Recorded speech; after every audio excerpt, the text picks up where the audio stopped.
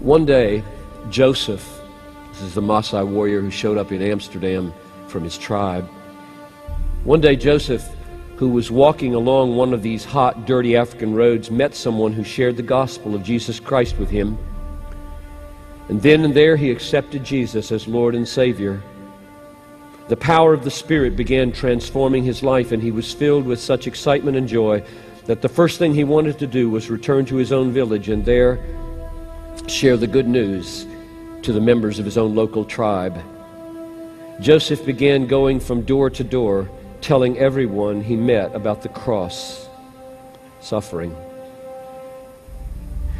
and the salvation that it offered, expecting to see their faces light up the way his had. And to his amazement, the villagers not only didn't care, they became violent. The men of the village seized him, held him to the ground, while the women beat him with strands of barbed wire.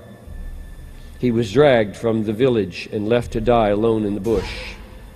Joseph somehow managed to crawl to a water hole, and there, after days of passing in and out of consciousness, found the strength to get up. He wondered about the hostile reception that he had received from people he had known all his life. He decided he must have said something wrong or left something out from the story of Jesus. After rehearsing the message that he gave at first, he decided to go back and share this message again. Joseph limped into the circle of huts and began to proclaim Jesus. He died for you so that you might find forgiveness and come to know the living God, he pleaded. Again he was grabbed by the men of the village and held while the women beat him, reopening wounds that had just begun to heal. Once more they dragged him unconscious from the village and left him to die. To have survived the first beating was truly remarkable. To live through the second was a miracle.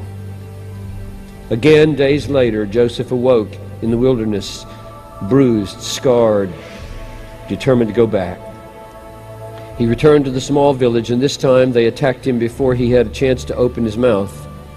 As they flogged him for the third and possibly the last time, he again spoke to them, Jesus Christ the Lord. Before he passed out, the last thing he saw was the women who were beating him began to weep. This time he awoke in his own bed.